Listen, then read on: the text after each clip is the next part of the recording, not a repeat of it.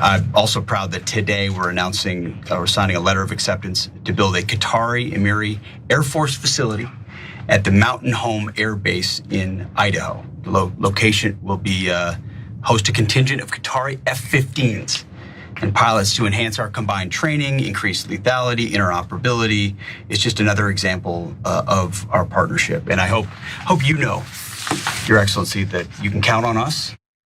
That was Secretary of Defense Pete Hegseth announcing earlier today that a Qatari Air Force facility will be built in Idaho. And some big name right-wingers, including Islamophobic lunatic Laura Loomer, are absolutely livid about it. Maybe for all the wrong reasons, though, we'll see. Before we get to that, though, Cenk, your initial thoughts.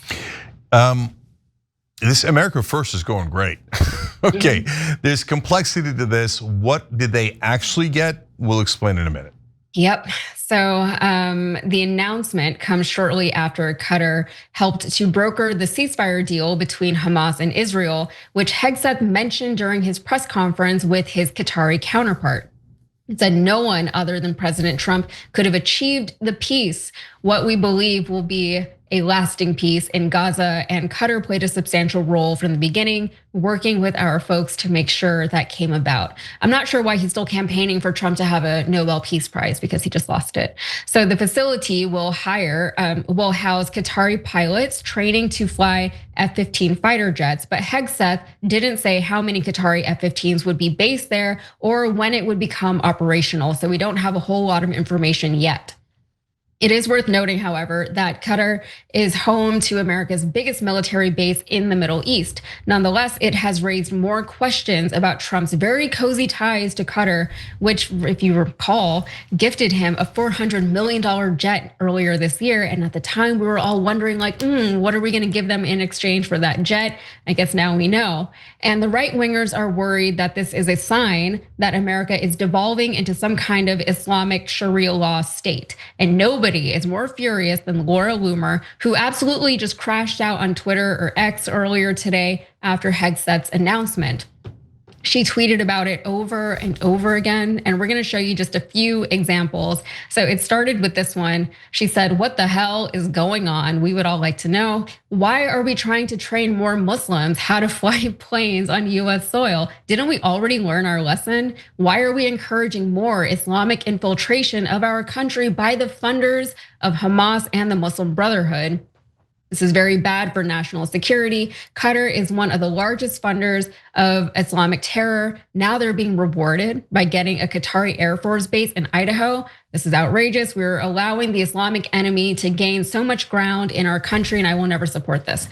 So she said all of that, which was quite a mouthful. And then 20 minutes later, she posted this. She had more to say. She said, "Never thought I'd see Republicans give terror financing Muslims from Qatar a military base on US soil so they can murder Americans. I don't think I'll be voting in 2026. I cannot in good conscience make any excuses for the harboring of jihadis. This is where I draw the line." So she attached this video of Donald Trump to that post. The nation of Qatar, unfortunately, has historically been a funder of terrorism at a very high level. We have to stop the funding of terrorism. I decided the time had come to call on Qatar to end its funding. They have to end that funding and its extremist ideology. Okay, so that was obviously from 2017. So I guess Donald Trump feels a lot differently today than he did back then. But Laura Loomer, after she posted that, she also targeted Trump directly, writing this. She said, "President Trump is an amazing man. I proudly voted for him 3 times. But if he allows Islam to gain ground in our country, all of this hard work and sacrifices will be wiped out by genocidal Muslims who seek to impose Sharia law in America and destroy the West. Islam equals death cult." Wait, there's more. She also encouraged the people of Idaho to revolt and said that she is just glad Idaho has so many Christian militias. She asked whether the US was going to open up the border to every Muhammad and his child brides, and said, "This is the type of thing I would expect from a from President Ilhan Omar, not Donald Trump. And then she said there's countless other bigoted screeds. And Loomer is not alone. Steve Bannon is also angry about all of this. His reasoning is a little bit different though, and dare I say a little bit more grounded and more, more just more reasonable, I think. He told Newsweek in a text message, there should never be a military base of a foreign power on the sacred soil of America. All right, Cenk. So a few things there. We do have other military bases for countries here in this country. Not that many though. And they're NATO allies. We have an air base in Qatar. The Kushners, we know, get a lot of money from the Middle East, specifically from Qatar. We know that Trump is in cahoots with them. They gave Trump that airplane that was worth $400 million. And the DOJ, everybody said that was A-OK. Qatar, just to be clear, is not a NATO member. And the US, we're so upset about having this base here in our country. And I think that there are reasons to be upset about it. I'm not too excited about it. I don't understand why it's happening. But the US has military bases in over 80 countries around the world, one on every continent at least, including Antarctica. We have somewhere around 750 bases. And the reason why we don't know exactly what that number is because it's classified information, and we, the people, the public, does not have access to how many military bases the United States has around the world. Yeah. Also, I don't think it was mentioned in any of these clips here, but Trump also signed a treaty, that an allyship with Qatar. So if anybody defends them, we will step in to. If anyone attacks them, we will step in to defend them. That's our troops, our boots on their ground. Yep. So that is interesting. Cenk, what are your thoughts there? Okay, so we have a poll on what do you prefer now, America First or Trump? Because Trump is apparently not America First anymore, according to the America First guys, and according to reality. This is actually the least of the issues here, and I'm going to explain why in a second. But the poll's up on TYT.com because Trump now is saying we're going to send $20 billion to Argentina. We're going to send 200 troops to Israel, a little bit of boots on the ground there. We're considering attacking Venezuela, and now Qatar is getting trained in America, etc. So, by the way, our left-wing audience is saying overwhelmingly they'll take America first over Trump's foreign policy. So now to Laura Loomer. So I don't know why people like her or others like her are taken seriously, because the first thing they do when anybody criticizes Israel is anti-Semite, right? I mean, she's called almost everyone in America an anti-Semite. I'm not sure she's left a single person out of 350 million people, right? But then when you ask her about Islam, she's like, death cult, jihadis, they're the Islamic enemy. So then why do I care what you think is anti-Semitic? You're an obvious over-the-top bigot. So like, bigot says what? Who gives a damn what you say, right? So like, their lack of logic stuns me. They're like, oh, I should be able to offend you in the most like vile ways. But if you criticize a foreign government that I kind of like, oh my God, I'm offended. So, I mean, every time she says somebody's an anti-Semite, everybody should laugh their ass off at her and say, what a loser bigot you are. We don't give a damn what you think, you stupid racist bigot. Is that clear enough? I hope it is. So now, in terms of what's going on with Qatar, are they really getting a base here?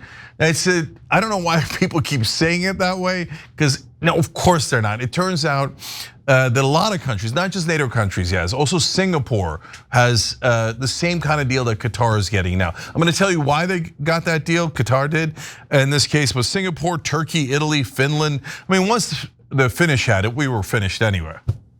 All right, anyways, I can't not do a Finnish joke. So Qatar is an ally. We have a giant base there, as Yas talked about. The real reason why this deal is happening is because Israel bombed Qatar. And so for those of you who are not well versed in foreign policy, you don't have to be, that's our job, right? That was considered a bridge too far by everyone on planet Earth. Why? Qatar is number one, a huge ally of US. They let us take our ships take off from there. It makes all of our readiness, combat, etc., much, much easier. That's why you're seeing that all of the American officials, Hegseth, Trump, and others have this reaction. And And by the way, we get a lot of natural gas from Qatar. And of course, Yaz is right, Trump and his family also get a lot of money from Qatar. So legitimate and illegitimate reasons. And so when Israel bombed them in the middle of peace negotiations, when they were hosting peace negotiations, for the rest of the world, they're like, oh, okay, so now we can't have peace negotiations anywhere because Israel will violate international law, will bomb America's allies, endanger American troops. They have no bounds.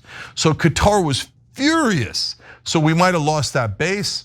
We might have lost the natural gas, and all of the Gulf might start moving towards China in terms of alliances instead of America and the West. So that is why we had to do damage control, because Israel, as usual, did so much damage to us, our relationships, our troops, our bases, our economy, because their avarice knows no bounds. No, we don't care about international law. And so Qatar was like the 7th country they had bombed in the region. Meanwhile, the propagandists in American media are like, oh, poor little Israel's doing self-defense. How is attacking 7 of your neighbors, including America's arguably top ally in the Middle East, doing self-defense? How is murdering peace negotiators, both of Iran's and Hamas's, being in favor of peace or being victims? No. So if you're mad that Qatar is now training pilots in America, then get mad at Israel. Because if it wasn't Israel bombing them, this wouldn't have happened. So, okay, so what's actually happening? Qatar bought a bunch of F-15s. Different countries buy F-15s, and those are the countries that come and train here with our pilots to learn how to fly the F-15s. So now, in the case of Qatar, when they say they bought the F-15s, they actually did. They paid billions and billions of dollars for it. When, if you see in the press that Israel has bought something from us, it's a lie. They never buy anything from us. This is what happens. We give funding to Israel. They use that funding to buy weapons from our defense contractors. Then the lying mainstream media, and we've caught them doing this. We showed it to you on the show a couple of times.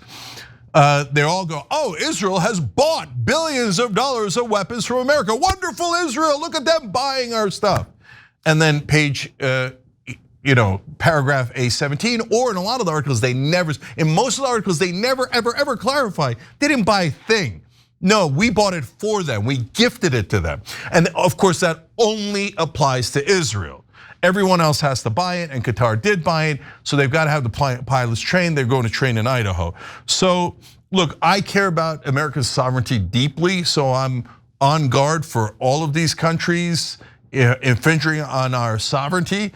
And we know which country infringes on our sovereignty the most by a million miles, and that's Israel. But mainstream media says, don't, never talk about it. Never talk about it, right? But the rest of us know, every planet Earth knows, right? So our issue isn't with Qatar. Our issue, if you're upset about this, even this was created by Israel bombing them.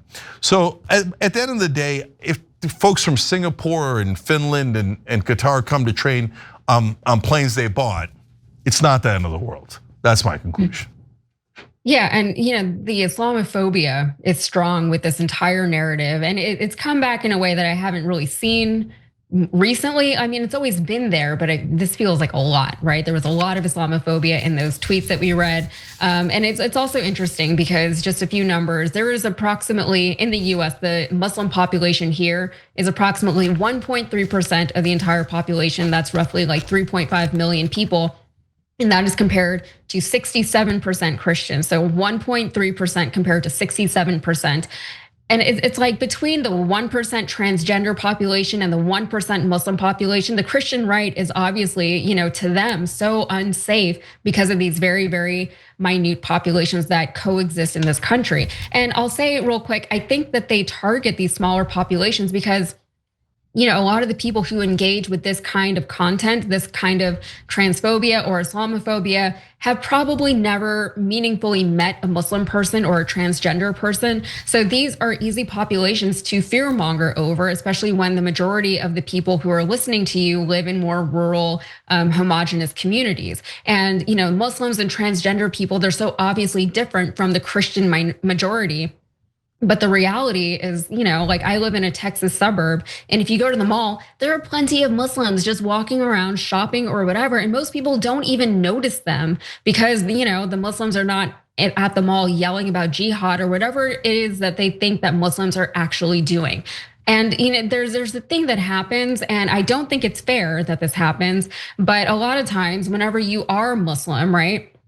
And you go out of your way to be nice to people who you think might be antagonistic to Muslim people and it shouldn't be people's responsibility to do this, but we don't have the luxury of people engaging with us and then being like, oh, that was her or that was him.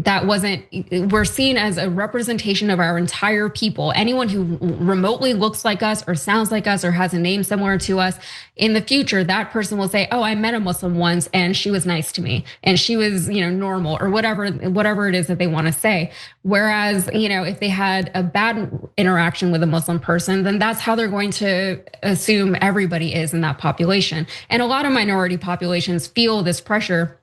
And it's not fair and it's racist is what it is. Like the fact that people feel that they have to do these things is because it is racist. Like I had a friend who wore the hijab and she went to a school in, more of a conservative part of town. And I asked her why she specifically was wearing the hijab, because there's a lot of reasons. If you're not Muslim, there's a lot of reasons why you would choose to wear it or not to wear it. And she said part of the reason was because I want to represent Muslim people so they can say I met one and she was nice. And I think that's sad. Yeah, real quick, just to chime in on two things. You said, look, the Christian right, yeah, there's been parts of the Christian right that have attacked Muslims for the last couple of decades. But now people are beginning to realize, and go ask someone who's in the right wing under the age of 35, who has more control in this country, Israel or Muslim countries? And they're now at the same point that the left is at and almost the whole country's at, which is, this is a trick question. It's so obvious. Obviously, Israel has 1,000 times more control than the Muslim countries. So what do we do? We're talking about Muslims taking over? And to your point, that is not being driven by the Christian right at this point, I don't think, yes. It's being driven by Israel loyalists. Every Israeli shill in the media is now going, no, the real problem isn't Israel. It's Qatar and China, and you should hate Muslims. And Muslims are evil, and they're going to destroy the planet. Anti-Semite. Oh, yeah, being a Muslim suck, right? Hey, what happened? I thought you cared about bigotry. They don't care about bigotry. And in fact, Israel right now is trying super hard to spread anti-Muslim fervor in this country while pretending they care about bigotry, because they don't care at all. This current government of Israel is disastrous. Final thing is, guys, the reason why we never engage in anti-Semitism, and you see me say over and over, current government of Israel, the government of Israel, not Jewish Americans, not Jews overall, is because we're all humans. It's both like kind of comical, but tragic at the same time, that we have to keep trying to prove it over and over. No, Jews are like everyone else. Okay, but that a government sometimes has power and abuses that power. That doesn't mean anything about Jewish Americans, right? Oh, Muslims are humans. And so when you meet one, they're like, wow, they were just like me. What did you think they were gonna be? Of course, we're all humans. Every time you ring the bell below, an angel gets his wings. Totally not true, but it does keep you updated on our live shows.